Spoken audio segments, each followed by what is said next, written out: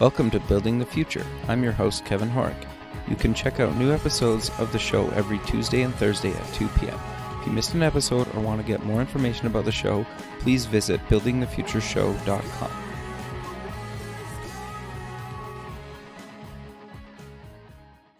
Season 1 of the TV version of Building the Future is now streaming online at buildingthefutureshow.com. Welcome back to the show. Today we have Alan Amron. He's the inventor of the press-on sticky note, today known as the Post-it note. Alan, welcome to the show. Thank you. Good to be here. Yeah, I'm excited to have you on the show. Obviously, you've done some really, really crazy, incredible, awesome things in your career. But let's maybe kind of, before we get into all your kind of success, let's get to know you a little bit better and start off with where you grew up. I was born in Brooklyn, New York, Sheepshead Bay area. Okay. And I went to live there till I was about, I think around 12 or 13, then moved to Long Island and went to Baldwin High School, and obviously Baldwin Junior High School first, and then Baldwin High School. And then when I got married, I moved to Oyster Bay Cove. Okay. Awesome. So what did you kind of take in university then? I was engineering mostly. I went to a junior college in Miami first, called Miami-Dade, for a couple of years. Okay. Then I went to Memphis State University, both in engineering, but never really completed it. I just started inventing and going into business my third year of college, and pretty much went on with business and felt that was more important to make a living than to be going to college. Interesting. Okay, so let's back step a little bit. So what made you kind of want to go into engineering? I was mechanically inclined all my life. When I was a kid, I used to build things that people used to look at me like, wow, how do you know how to do that? And I never really knew how I knew. I was just had this natural ability to build furniture, to build toys, to build little houses.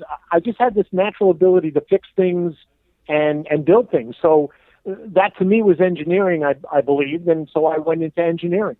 Okay, very, very cool. So at what point throughout your kind of post-secondary education did you decide, this isn't for me, I'm going to leave school and kind of go off into the business world? The first invention I ever did, I did three inventions in the same year, and they were my first inventions. When I was a kid, I used to build things, and I had made I took a piece of furring strip, piece of wood, and put a battery on each side of it, put a wall switch on the bottom, and put a light in the front of it. And I made what I called a gun. I pulled the switch and like pulling the trigger, and the light would come on as to simulate a bullet. Sure. And people thought that was like amazing. I was like 11 or 12 years old, and they thought that, wow, how did you have the foresight? Because there were no toys like that. It was I invented one for myself. So the first invention I had when I was young was the battery-operated water gun for the toy industry, and the press-on memo Post-it note, which is known as the Post-it note, sticky note today, were invented in the first year, and I didn't really know a lot about inventing, so that's pretty much but I got excited about the new products, and I went out and started licensing it and trying to sell them. Okay, so let's step back a second. Okay, so your first invention, this gun, how did you kind of come about? How did you go and, you obviously built a prototype of this thing, but how did you turn it into an actual product that got into the hands of people? Well, when I made the first, it happened while I was in college. We were all running around the dorms shooting water guns at each other, and with the energy that we had as college students, we did it for hours. Okay. And after hours of pumping a hand pump water gun, my wrist started to hurt and I couldn't play anymore. So I devised this. I went into my garage and I devised this battery-operated water gun. Sure. And where the pump and the batteries, once I turned it on, just kept pumping, and I didn't have to keep pumping the trigger by hand. So all my friends saw it, and I was walking around drenching everybody and getting everybody wet, and everybody else was like giving up because their arms were tired. And they all said, "That's a great toy idea. Why don't you bring that to a toy company?" So I had a cousin who was a salesman at a company called Mego Toys. Sure, okay. I don't know if they're around anymore, but Mego Toys used to make superheroes like Superman dolls and Farrah Fawcett dolls and different personality dolls and some other seasonal items too. But I didn't know enough at the time that they had to make water guns for me to want to show them a water gun. But my cousin, who was working for that company, I contacted him, told him about my idea, and he set up a meeting with a guy by the name of Marty Abrams, who was the CEO and owner of Mego Toys in New York. So I went into New York with I built a prototype of my water gun, a better looking one, not just a breadboard, which I used in my water gun site in college. Sure. And I made it into, in those days when I was younger, machine guns, real Tommy gun machine guns, because of the Godfather movie, and that was like the big gun in those days. That was the toy that everybody loved to have, and so I made a battery operated water gun out of one of these Tommy gun looking machine guns, and I put it into a violin case, because I don't know if you watch mob movies. Yeah. But they used to carry the machine guns around. That's in amazing. Their violin case. I love that. Yeah. So that was my marketing part of my inventing. And so I put this water gun invention inside this violin case, and I went to this meeting at Mego Toy, and I had it like, I put a velvet inside to make it look like it was really a cool, product, Sure. And it was painted bright yellow, and it really looked terrific, and it worked well. I took it out of the violin case when I was with Marty Abrams, and I demonstrated it for him. And he right away wanted to license it, and he gave me a $500 check right there. Now you got to remember, in those days, in 1980 or whatever it was, or 70, whatever the date was, $500 was a lot of money, especially to a kid that just came up with this idea in his head. Sure. And that was a $500 advance against future royalties. Okay. And so he licensed it from me, and then a couple of months went by. And because of the war in Vietnam at the time, guns in general were pretty much taboo in the toy business. So they needed to put a hold on it until the war was over, which didn't happen right away. Right. So a number of years went by, and eventually he gave me back the product. I didn't have to give him the $500 advance back, but he took the product, he gave me the product back in writing, and then I tried to license it again, and because of the war in Vietnam, nobody really was interested in making toy water guns. So it was out of the market for a long time. Then all of a sudden I got married, and my wife we had a son, and when my son was born, we went to the toy store to buy him some toys. Sure. I think he might have been 1 or 2 at the time. And so we noticed a toy on the shelf that was not a machine gun, but an Uzi machine gun, not a Tommy gun machine gun, but an Uzi shaped machine gun, right. And it was a battery-operated water gun.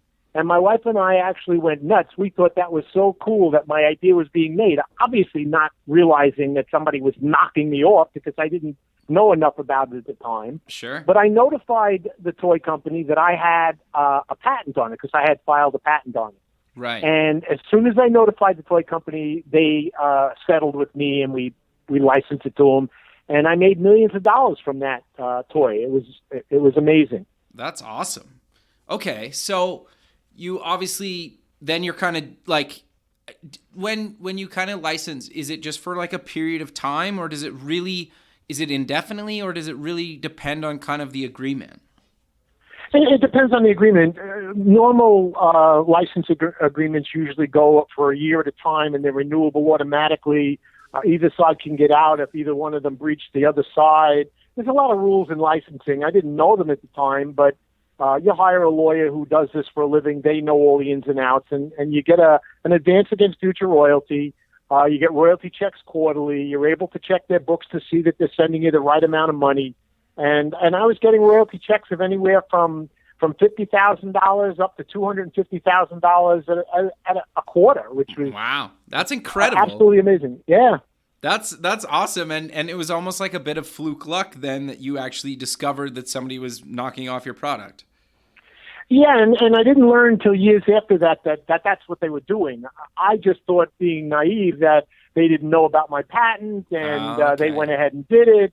But years later, I realized that, people, they check the patents first, or they try to file for patents, and if they see one, they'll ignore the inventor at first and hope that the inventor will contact them, and then they'll make a deal, that kind of a thing. Got you. Okay, so let's transition to kind of the Post-it. So how did that kind of come to be? Like, how did you come up with the idea?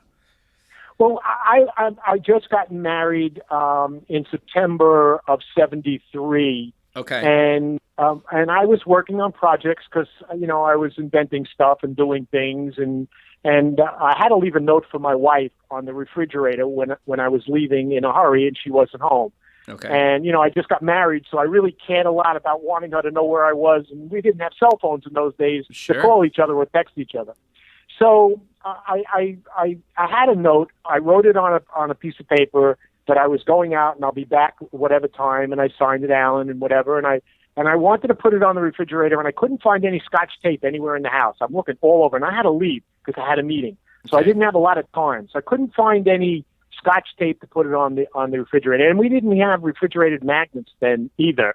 So it wasn't like I could just put a magnet on it or whatever. Sure. So I did have some duct tape that I had in the garage, and I was going to use that, but it would have left a mark or a residue on the refrigerator after she took the note off, and that would have been worse than leaving the note. So what I did was, as I was thinking about how to do this, I'm looking at there was a pack of Wrigley's Spearmint gum on the table. Okay. And I'm thinking gum, sticky, and so I took a piece of gum out and put it in my mouth, started chewing it really fast because I had to get out of there, and I had the note written already. And I took a little piece of the gum I was chewing out of my mouth, a little like a size of a match tip. Sure. And I kneaded it around, which means I rolled it around and I pushed it and I puttied it, and it was very, very sticky. But I thought it was too sticky because it was sticking to my fingers. So I rolled it around on the counter on some dust. Okay. And made it a little less tacky. I took that little wad of less tacky, sticky gum, and I put it on the refrigerator, and I slapped a note on top of that, and I ran out of there after I pulled on it first to make sure it would stay there. I pulled a little bit to see if it would stick, and it stayed there, and I left. And I ran out of the house, and I completely forgot about it. And when I got home, my wife said to me, "That was so cool that you left me the note, so thoughtful, and that idea of how you put it up on the refrigerator was so cool that when she took it off, she was able to not leave any residue on the refrigerator, and it came off cleanly, and she could put it back up there if she wanted to." And she thought it was a great invented idea. I agreed with her, and I started manufacturing them. I had to develop the glue first, make product, and then I went to an invention show, and that's where I met 3M. Okay, that's amazing. So let's step back a second, and we'll cover kind of how you met 3M in a second. But okay, so you started kind of manufacturing them. How did you kind of, obviously getting paper probably isn't the hardest thing in the world, but actually making and coming up with the glue was probably extremely kind of difficult. And you probably went through a number of kind of versions of that. Where did you even start? Well, that's interesting because I'm not a chemist, so I didn't know from mixtures and chemicals and things like that, but I'm not stupid. So I went out and I bought all the glues that they sold in the store, like Elmer's white glue, airplane glue. I bought all the glues that were out there and found that they were all either too sticky or too wet or they were too. They just weren't working properly. So I took a mixture of the white glue and some glues that I had and some turpentine to make it thinner and less tacky. And then I sent it to a chemist in Chicago who I had contacted. And again, we didn't have Google in those days, so it was kind of hard to find a chemist locally around my block or whatever. So I only found a guy in Chicago who was a chemist who was interested in taking what I needed to end my final formula with and charge me a fee to do it. So I called him up. I sent him a sample memo, which I took regular white pieces of paper. I put a little bit of the glue on each pack of the paper, put them all together in a pad, and then sent it to him. And when he got it, he thought it was really cool, but he said that he could make the glue less tacky, work really well, and I could put it into a spray can to be able to mechanically make them a little faster rather than just wiping them on with a paintbrush like I was doing before. He developed the final glue for me. So he developed the final glue, which was tacky, less tacky, but enough tacky. And he sent me the first sample, and it was perfect the first time. I put the glue. I didn't have it in spray yet. He only sent it to me in a raw, like a gallon drum. Okay. And I took a little bit of it on a paintbrush and put a little line on the top of my memo. I blew it so it would dry, and then I put it on the wall, took it off, put it on the refrigerator, took it off, put it on the glass window, took it off, worked great, loved it, thought it was terrific. So then, rather than paint the samples, I took that gallon and brought it to a local aerosol spray distributor, a guy that takes cleaning materials and puts it into spray cans and sells the cans for spray, like Windex and things like that. And in those days, again, it didn't have Google, so I had to research I looked on cans of Windex and different spray cans for bug sprays, and who was my local guy that could do this for me. And it turned out the company's name was Right Way Aerosol Cans. And I went into his company in Plainview, Long Island, right near my house, and I gave him this gallon drum and said, could you make me up spray cans of this tacky glue so that I could spray my product? And he agreed. He did. He made it for me. And we had a minor problem at the beginning because when you would spray it, it would clog up the nozzle, and the nozzle would get dry, and you couldn't spray it again. So we devised a way of putting a little bit of more turpentine in it, or more of some sort of liquid that they had that would thin the glue a little bit so that it wouldn't get coagulated at the front of the nozzle. And again, I didn't know all this stuff when I was doing it, but you learn as you go along till you get it to work the way you need it. Gave me the spray cans. I went home into my basement, started padding up press-on memo sticky notes. I would spray the tops, put the paper on top of another piece of paper. I'd spray another one, put it on top of another piece of paper. I made pads of 10 to 15 to 20 sheets of pads, and I was selling them for $9.95 a pad. Wow. Now, that's a lot for a memo pad, especially in 1975 or whatever it was, 74. And people were complaining about the price, but they loved the product so much that they were willing to play. It was almost like they didn't use it on every note. They just used it on important notes. You know what I mean? Sure. Because it was so cool that they could write it and just post it. Now you got to remember, since I was the inventor of the sticky note, I actually had to explain to people how to use it, which is really interesting. Because right now today, if you give somebody a sticky note or a Post-it note, you don't need to tell them how to use it. Sure. They know that you write the note, you stick it on a wall, or you move on. Well, when there's nothing in the marketplace like that, and you're the first to invent it, and you give it to somebody, they write on the note, and then they take it and they push the center of the note and let it go, thinking it's going to stick on the wall. And you go, no, you got to touch the top of the note where the glue is so that it'll stick on the wall. And then they, after a while, they got it. And now they write the note, they stick it on the wall. So the interesting thing is that the fact that it was so new and nobody knew how to use it, that I thought that was a very interesting thing to talk about. Yeah, that's amazing, and that's fascinating to me how the whole thing came to be, right? It's unbelievable, right? In a lot of respects. And so, okay, so you go to this trade show. How did you kind of meet 3M? Obviously, they were at the trade show. Yeah, I had my battery-operated water gun at the trade show. I had my press-on memo sticky notes at the trade show. And I filled up my 10-foot by 10-foot booth at this Sheraton Hotel in New York City ballroom. In their ballroom, they had this inventors show where there was I would remember somewhere maybe 100 or 90 some odd booths. They were all 10 by 10, mostly inventors showing product, some companies looking for new products. And I set up my booth, and I was next to this pet toilet guy who invented the pet toilet. All right. And it was this big, gigantic thing where the dog would pee or make in it, and it would you'd flush it, and it would go down the toilet. It was kind of funny looking and interesting. And the news came, the local news came to cover that because they thought it was so silly and so cute. And so they covered that. And while they were there, the producer was standing in my booth looking at my battery-operated water gun and my press-on notes. And he said to me, can I do a story on this? And I thought he meant on the press-on memo. I didn't think that he wanted to do a story on the water gun because it was kind of silly also at the time. Okay, so sure. his guy, after he's done with his story on the pet toilet, he came next door with his camera crew and the newscaster. And the newscaster said, can I see the water gun?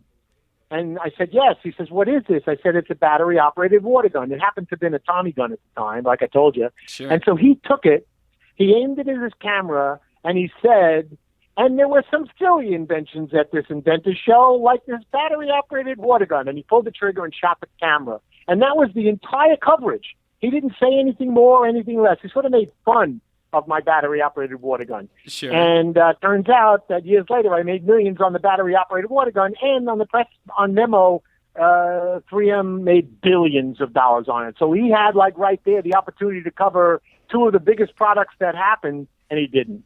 That's hilarious. Wow, that's fascinating, right?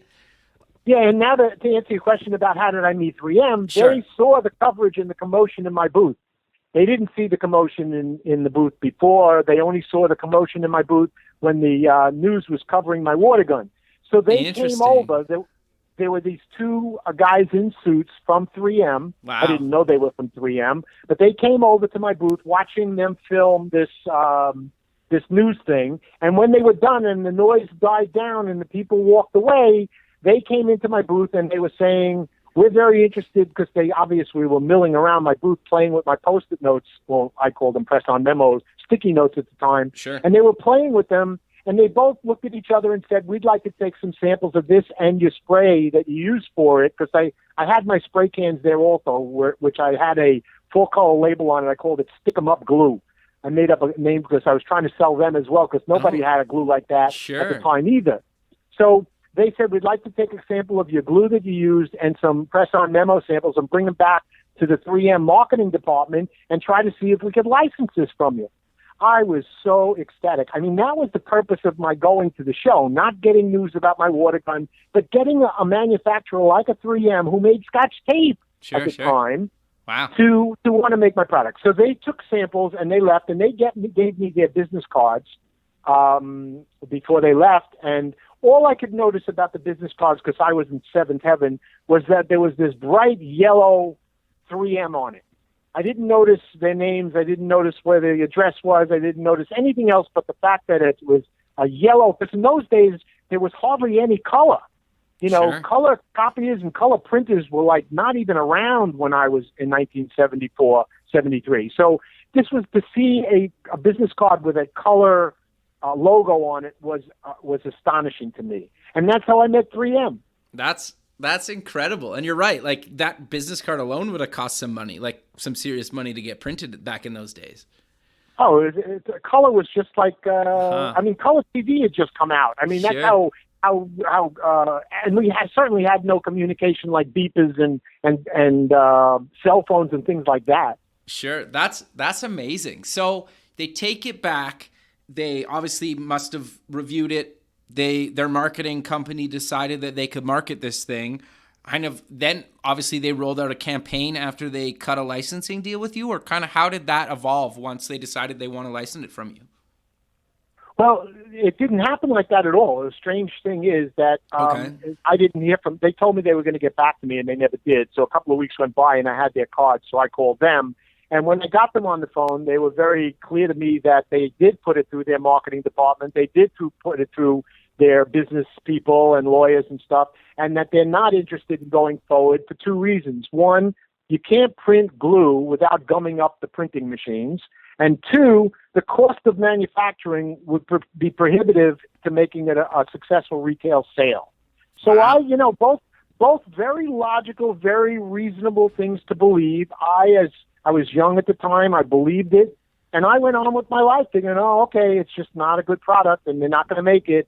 And so I went on with my life and continued selling them to local stationery stores, local photography stores were using them. And so that evolved for a couple of years. Then a number of years later, I noticed while I was watching television with my son that in the space shuttle, the astronaut was floating in space, and he was putting a Post-it note on the console. And me and my son are looking at each other going, holy shit, that's my invention. You know, how come, who's making that? We didn't know 3M was making it. We didn't know who was making it. But we knew it was big when they're using it in space. Because if they're using it in space, that is totally cool, you know? So the next day, I got in touch with a stationery distributor and asked them who's making this sticky note or whatever I called it. I called it press-on memo at the time. Sure. And they told us that it's a company called 3M, and it's called Post-it. And I said, cool. I contacted 3M and wrote them a letter telling them that I brought it to them and that I created it first. I'm the first inventor of it. And to please call me back. I would like to discuss this with them. Sure. They completely ignored that letter. And I sent that letter, registered letter. I did learn a little bit about patent law in the interim from the time I invented the Post-it note and the battery-operated water gun, and later on when this happened. And I did know that I could notify them in writing, and if they didn't get back to me, I could file a litigation against them and be justified. You have to notify somebody first before you could sue them, or you should notify them first. Otherwise, the court doesn't look that kindly on the fact that you just up and sued them. Didn't you want to even contact them first? Maybe they would have settled, kind of an attitude. Sure. But since they didn't answer me, 10 days later, because in my letter I said that if I don't hear back from you in 10 days, I will, file a litigation, summons and complaint. And I did. They didn't get back to me, so I filed a summons and complaint. In the summons and complaint, I don't know if you've ever heard of Perry Mason, because he was a very old, Totally. When I was a kid, he was Perry Mason always liked to surprise the court with a revelation. Well, courts don't like that. Courts like you to spell it out, tell it like it is, no surprises, no smoking guns, what's going on. And so in my complaint to 3M, I actually covered the entire, from beginning to end of my invention and how I developed it and all of my products and all the proof of patents and that they filed and that they should be losing because they didn't mention me in any of those patents. And in my complaint, all these exhibits were in there. And I sent this to 3M and had it served, which means that somebody had to actually go there, hand them the papers, and say, you've been served. Right. They had 20 days to respond, and their response was within a couple of weeks, they called me and said, we want to settle. Okay. And I said, okay, I want to settle too. Sure. I don't want to fight. This is a great product, and I think we can make money with it. And they said, no, we want to settle, but we want to tell you a couple of things first. You didn't invent the sticky note in 1973. A guy named Walter in Switzerland invented a sticky note in 1968. So 3M didn't invent it, and Alan Amron didn't invent it, and therefore your litigation should go away. And I said, and I'm saying, wow, that's very interesting. Can you send me a copy of that patent? I'd like to see it. So they sent me.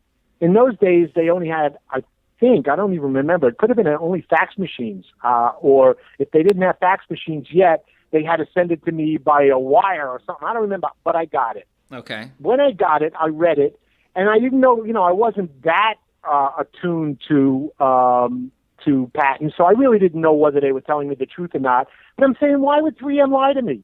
They're practically admitting they didn't invent it, and I didn't invent it. So, Alan, move on. So I agreed with them that I would move on for just my course of filing the litigation. Okay. I figured, why shouldn't they pay for this? I didn't know about it. I mean, it wasn't my fault that I sued them. They should have told me in my letter that I sent them originally that we didn't invent it. And so they agreed to pay, I think it was $12,000, which was my cost of doing this litigation, because I didn't have to pay a lawyer. I did everything myself, but it's still for copies and books and filing fees and all of this stuff. I said, to be fair, it was just $12,000. So they agreed. They sent me a check. We settled the case. Then, a couple of years later, on the 35th anniversary, I don't know if it was a couple of years, but years later, 3M started claiming they invented the Post-it note. They had a 30th anniversary where a guy comes from 3M saying, my name is Arthur Fry, and I was in church in 1974, and I invented what we called first as the press and peel, and then years later we turned it into Post-it note. And I'm going, they said they didn't invent it in 1974, and I didn't invent it in 73, that this guy Walter in 1968 invented. How come they're saying they invented it now? So I wrote them a letter. And I said, guys, we have a settlement agreement. You're saying we didn't settle it. I didn't invent it. You didn't invent it. Now you're claiming you invented it. What's not fair about this? Sure. And they said to me, well, and then they sent me the thing again, said you didn't invent it and I didn't invent it. They sent me the Swiss patent again. And guys, that's not going to work now. I read the Swiss patent, and the Swiss patent doesn't say anything about sticky notes. All the Swiss patent calls for is a new way of making pads. You know, instead of putting the glue on the edge of the pad, they put the glue at the tip underneath on the pad so that they'd use less glue. Right. And it had nothing to do with reusing it or putting it on refrigerators or posting it or pressing it or anything like that. And so they didn't answer me, but I told them that you got to stop saying you invented it first, because you didn't. I invented it in 73. And then a couple of years went by and they didn't stop. They kept saying it. And it was starting to affect my business as an inventor.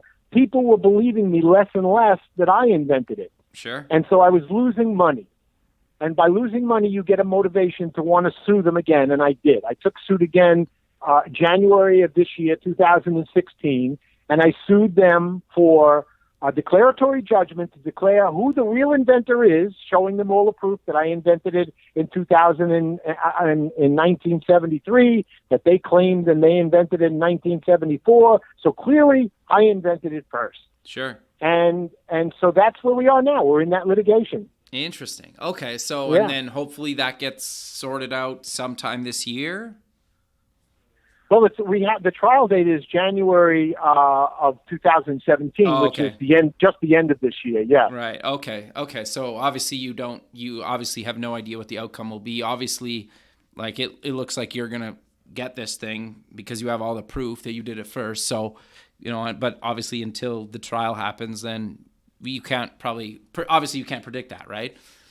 Well, I could do two things. One, I could tell you that the University of Texas in Arlington did a mock trial. They do a civil trial mock trial every year with their lawyer students, and then they have their students being the audience and or being the jury. Sure. And they took my case that I have pending in court now, and I won 5 out of the 6. I won the case. I won damages. And I won everything except they did it intentionally, which obviously you can't prove they did it intentionally. But sure. I won everything else, and the jury awarded me damages. Now, in the real case, interesting how the real case works. In the real case, I sued for declaratory judgment, which has nothing to do with 3M except that they claimed already publicly that they invented it in 1974. Right. Now, take that element and then my element. I claim to invent it in 73. Here's my proof. Sure. And I show them all my proof, and they then say, okay, the court either says I am the first inventor of the sticky note, or they are the first. Now, how could they possibly say they are? Because sure. they did it in 74, I did it in 73. So if I could win the court's approval on declaratory judgment, declaring me as the inventor of the first sticky note, well, then damages and defamation come in. Right. Because they've been saying in the press that they're the inventor, damaging my career in inventing. So there is where my damage part of my claim comes in. Gotcha. I can't win the damages part unless I first win the declaratory part. Yeah, that makes total sense. Okay, interesting. Yeah. Okay, so I'm curious. You've invented tons of other things throughout your career, and we're kind of coming to the end of the show. And I'm sure you get asked this a ton, but I'm curious, like, what do you tell people?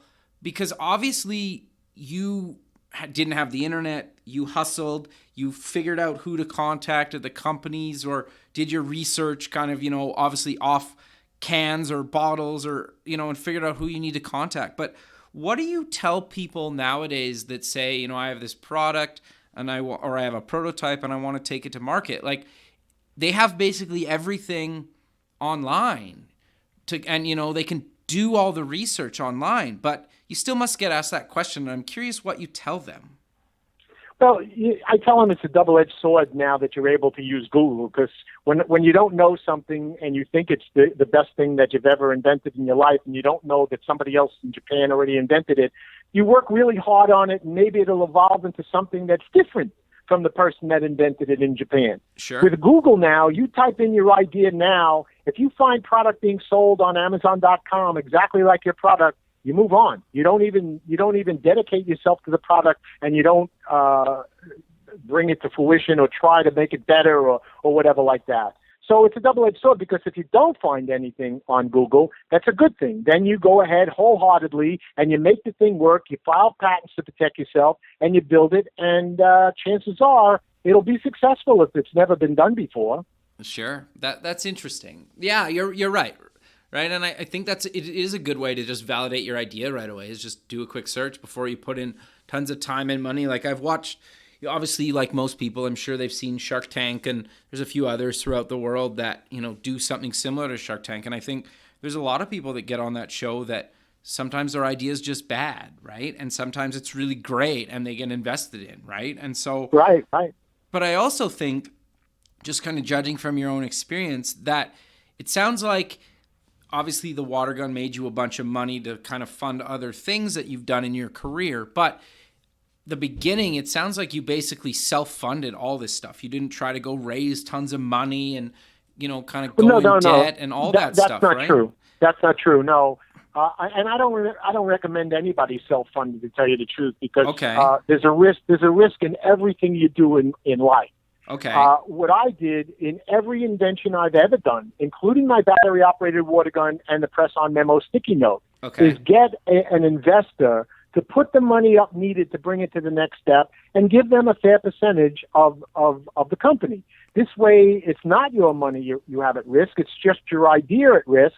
And this person that's coming in with the money, hey, without your idea, they don't have this opportunity to make a home run, as they called it years ago. Sure. So I never put my own money into my own products, not because I didn't believe in them, but I believe that nothing is guaranteed in life, and you might as well split the responsibility or the winning or losing opportunity with somebody that could put the money part of it up. Sure. Okay. No, that makes a lot of sense. So at what point in a product's life cycle do you go get an investor, and like what do you bring to them?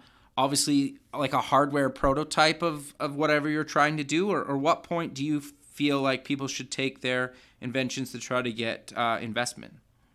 It depends on how good a salesman you are. I mean, if you, like, all my life, I never even drew it before I brought it to an investor.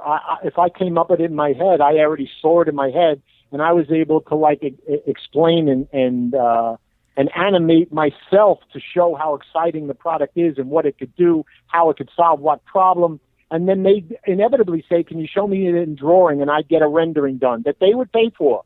And then if they wanted to see it work, I'd build a prototype, which then again they pay for.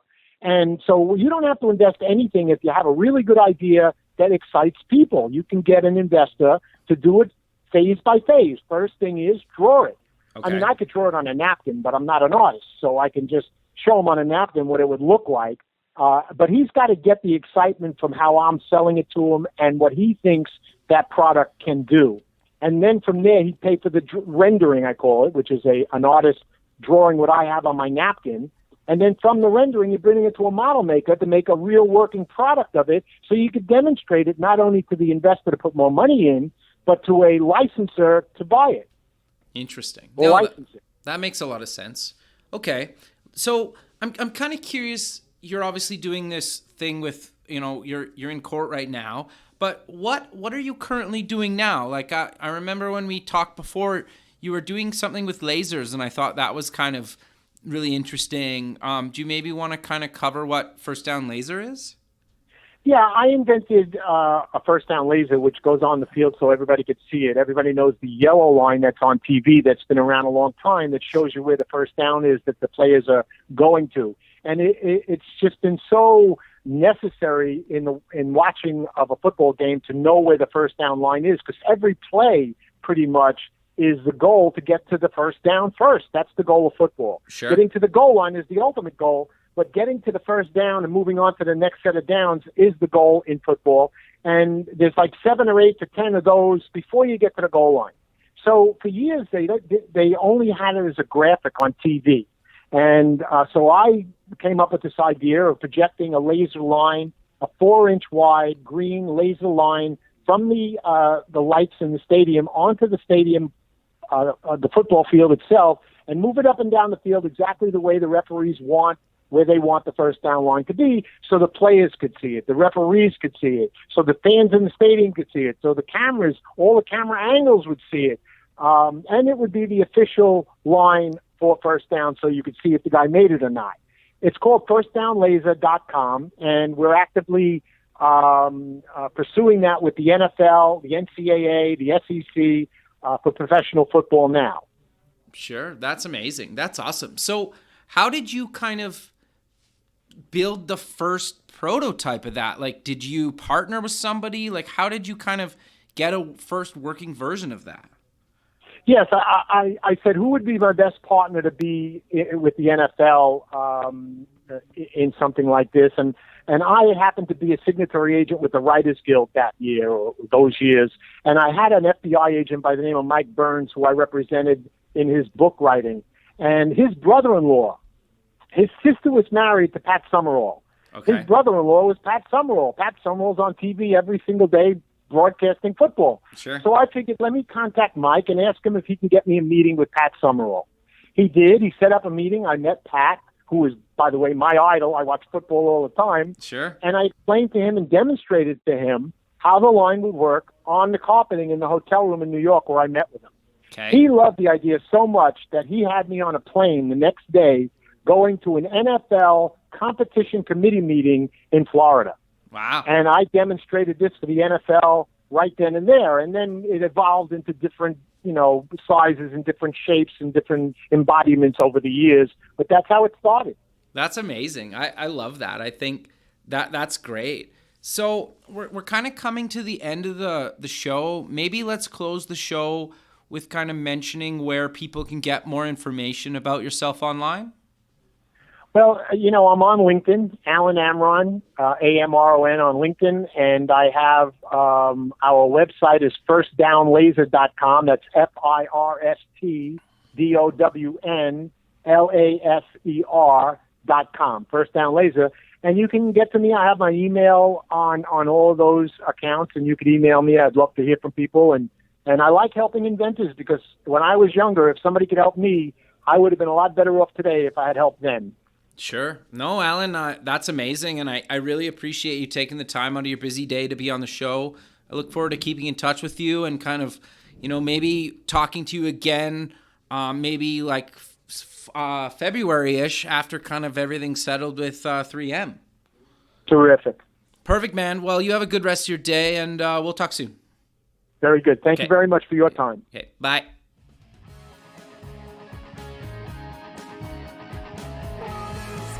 Thanks for listening.